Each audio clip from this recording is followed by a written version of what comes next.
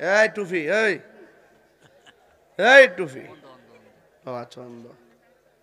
এই তুই খারো, উঠ।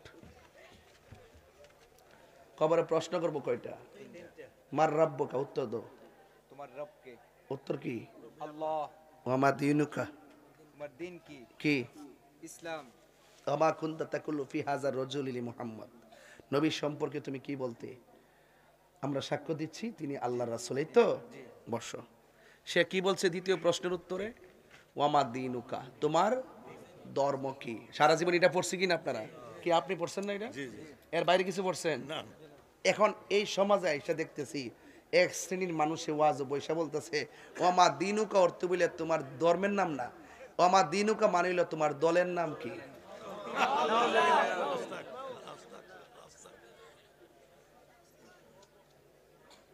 কিতা কইছে? কবর কি এটা প্রশ্ন করব? তাহলে এটা কি কাফর ব্যবসা না ধর্ম ব্যবসা? ইত্যা কইলে অনেকে বুঝে না। আমি কেউ বাইরে, আমি কেউর বিরুদ্ধে না। যখন কেউ ভুল করে আমি ভুলটা ধরি। আপনাদের উচিত তার ভুল সংশোধন করানো। কথা কোন ঠিক কি না কর? ও আমার দিনুকা অর্থে কি তোমার দলের নাম কি নাকি তোমার ধর্ম কি?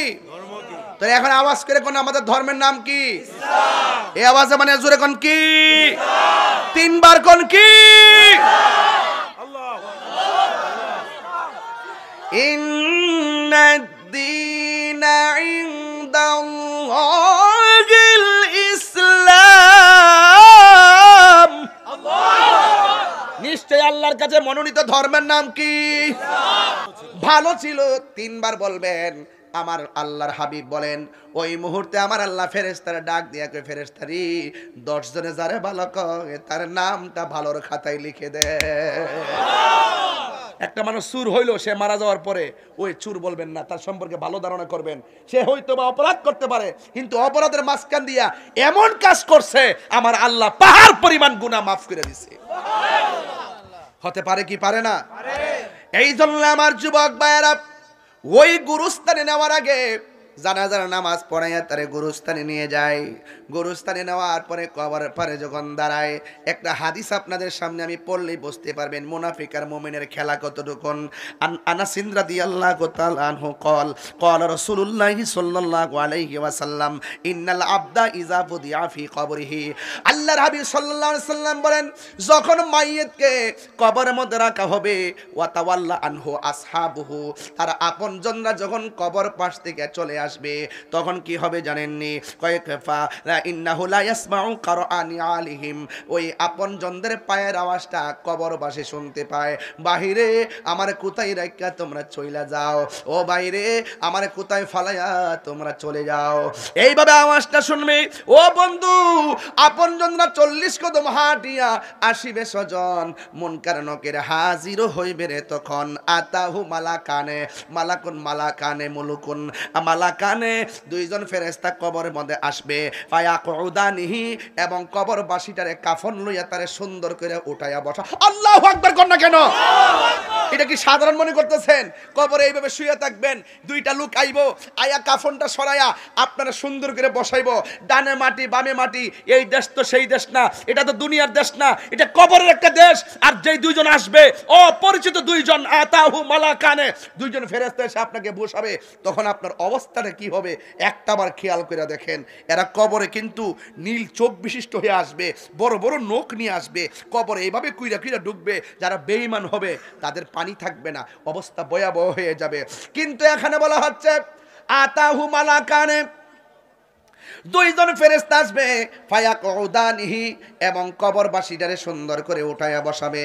ফায়াকুলানে, দুইজন মানুষ কবরে মানুষটারে জিজ্ঞেস করবে মা কুনতা তাকুলু ফি হাযা রাজুলিল মুহাম্মদ, নবী সম্পর্কে তুমি দুনিয়াতে কি বলতে? ফা আম্মাল মুমিন, কবরবাসী যদি মুমিন হয়, ফায়াকুলু, সে বলবে আশহাদু আন্নাহু আব্দুল্লাহি ওয়া রাসূলুহু, তিনি হলো আল্লাহর বান্দা, আল্লাহর বন্ধু এবং তার রাসূল। ফায়ুকালু লাহু, তখন কবরবাসীকে ফেরেশতারা বলবে উনজুর ইলা মাকআদিকা মিনান নার, তুমি যেই জায়গার মধ্যে বসছো এখান থেকে জাহান্নামের আগুনের দিকে তাকাও। তখন ঈমানদারে বলবে ও ফেরেশতারা, আমাকে তুমি প্রশ্ন করেছো এখানে নবী সম্পর্কে আমি কি বলতাম?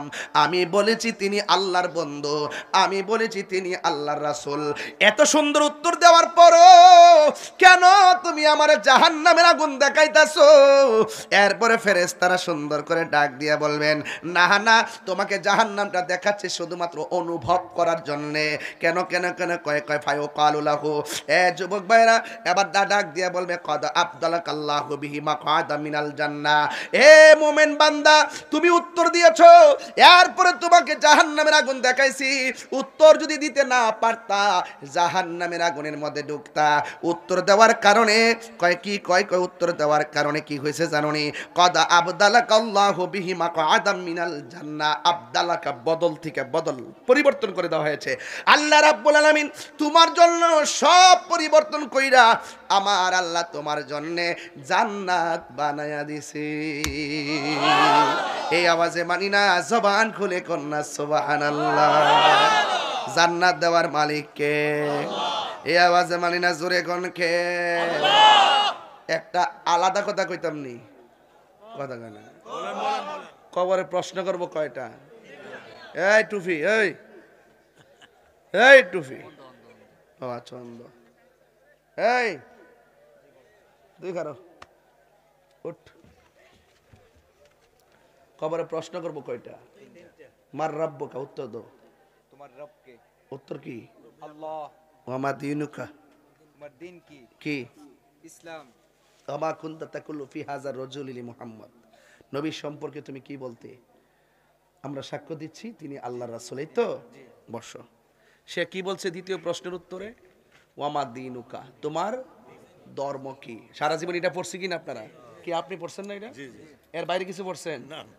এখন এই সমাজে এসে দেখতেছি এক শ্রেণীর মানুষে ওয়াজ বৈশা বলতেছে ওয়ামা দীনুকা অর্থ বলে তোমার ধর্মের নাম না, ওয়ামা দীনুকা মানিল তোমার দলের নাম কি?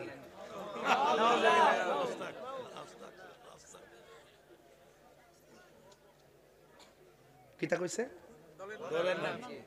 কবর কি এটা প্রশ্ন করব? তাহলে এটা কি কাফর ব্যবসা না ধর্ম ব্যবসা? ইত্যা কইলে অনেকে বুঝে না। আমি কেউ বাইরে, আমি কেউর বিরুদ্ধে না। যখন কেউ ভুল করে আমি ভুলটা ধরি। আপনাদের উচিত তার ভুল সংশোধন করানো। কথা কোন ঠিক কি না কর? ও আমার দিনুকা অর্থে কি তোমার দলের নাম কি নাকি তোমার ধর্ম কি? তাহলে এখন আওয়াজ করে কোন আমাদের ধর্মের নাম কি? ইসলাম। এই আওয়াজে মানে জোরে কোন কি? ইসলাম। তিনবার কোন কি? আল্লাহু আকবার। ইন্নাদ-দীনা ইনদাল্লাহিল ইসলাম। নিশ্চয় আল্লাহর কাছে মনোনীত ধর্মের নাম কি? ইসলাম। নাকি আল্লাহর কাছে তোমার মনোনীত দলের নাম কি?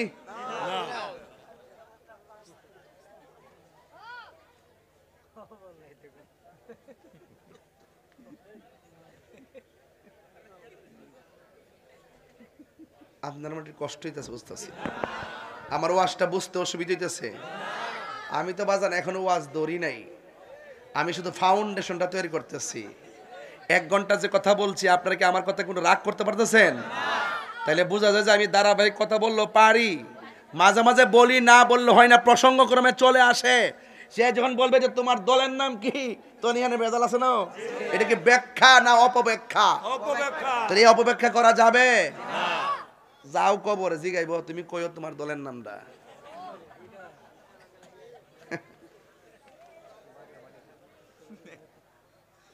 না বাজান, অনেক খারাপ লাগে এগুলা শুনলে। এখন আমি প্রশ্ন করতে চাই, আপনারা বলে আমাদের রব কে? আল্লাহ। ওই কোনাটা দিয়ে আজকে আওয়াজটা সুবিধা হইতেছে না বাজি, হেরা মনে লাস্টে রাখছে আর কি। বলেন আমাদের রবের নাম কি? আল্লাহ। ধর্মের নাম কি? ইসলাম। আমাদের নবী কে? কোন সন্দেহ আছে? কোন সন্দেহ আছে? কোন সন্দেহ আছে? সাবধান।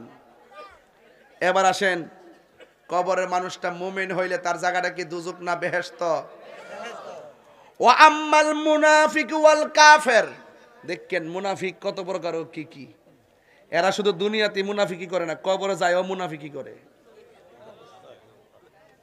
দলিল আছে তো, আমি কি কই, দলিল আছে বাজি, দলিল আছে। ওয়া আম্মাল মুনাফিক ওয়াল কাফের।